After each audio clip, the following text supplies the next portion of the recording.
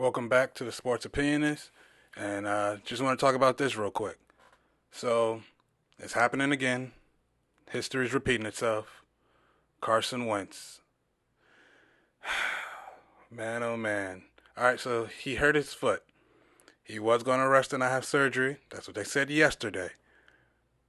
Well, things changed. Today, they're opting for surgery. He's going to miss 5 to 12 weeks.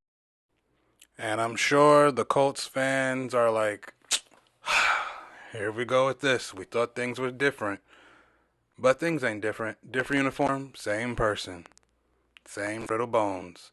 Anyway, let's talk about it real quick after this intro. Alright?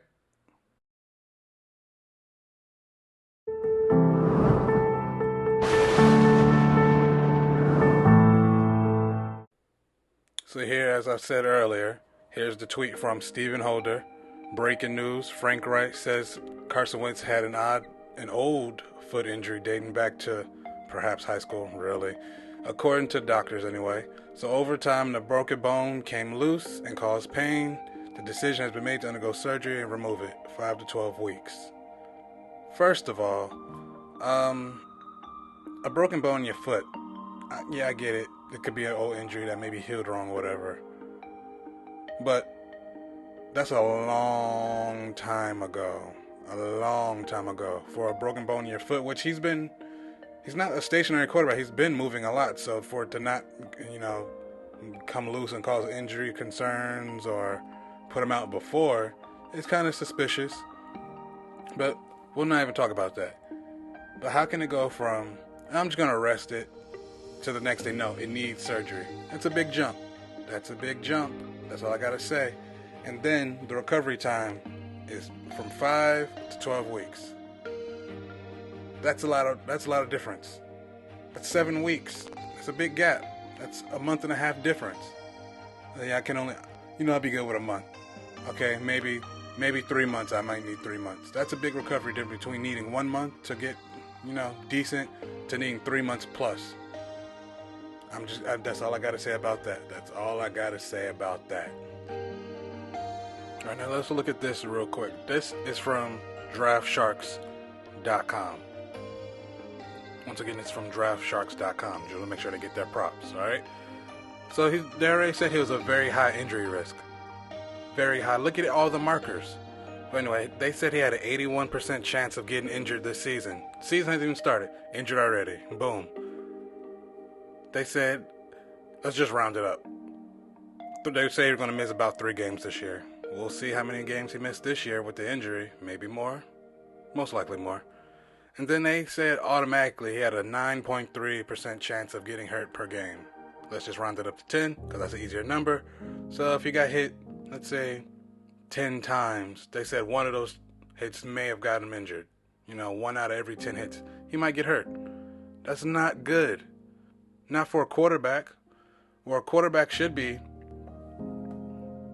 most likely, in today's NFL anyway, should be the easiest position to not get injured.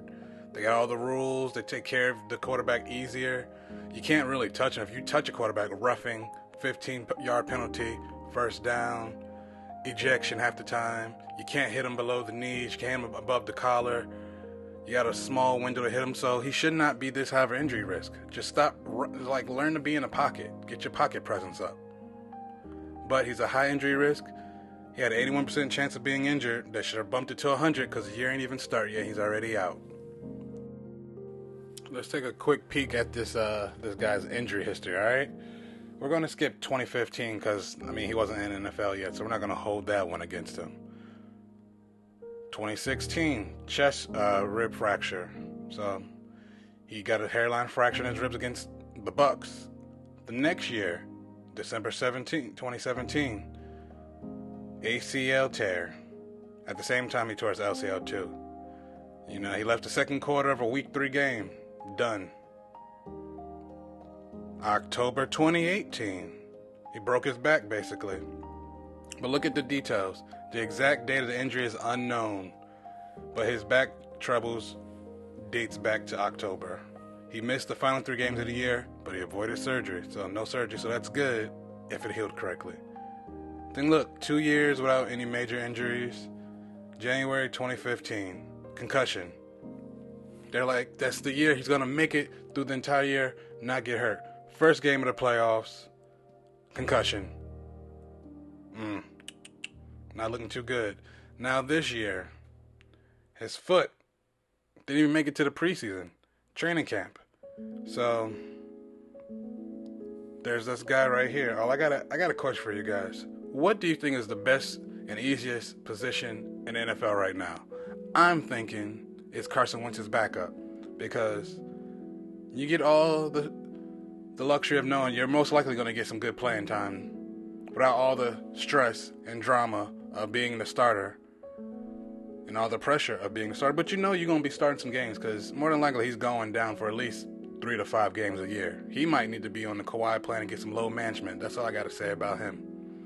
He needs to figure out what's going on in his body and get it right. Maybe he just one of those people that have brittle bones and it's just not built for contact. And if that's the case, he needs to learn how to protect himself. Damn! I mean, think about it.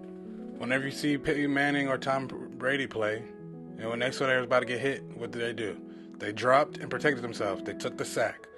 Or they slid. Tom Brady learned from getting his ACL torn way back in 2018.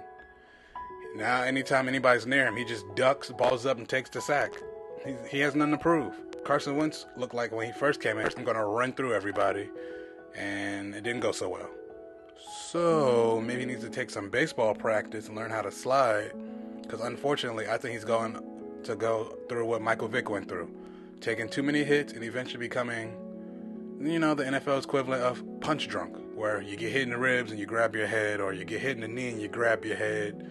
He needs to stop taking all these hits to his body, because his body's not holding up. So he needs to learn how to slide, get out of bounds, drop, and just take the touch for the sack. But fighting through all this contact is not working for him, and now he's getting all these non-contact injuries, which is a big red flag, especially for somebody that's only 28. I'm older than him, and I don't have as many injuries. I may not be playing a contact sports, but whatever. That's not the point. But I've dragged this on for far too long. I know Colts fans are feeling just like the Eagles fans used to, and they're probably talking to themselves saying this out loud. I don't want to talk to anybody! Alright, I done dragged this out for far too long for you guys, so I'm going to leave you with a quote from none other than the one, the only, the inevitable Thanos himself. I think it really applies to Carson Wentz's entire injury history in his career. So, I'll leave you with that. Run from it. Destiny arrives all the same.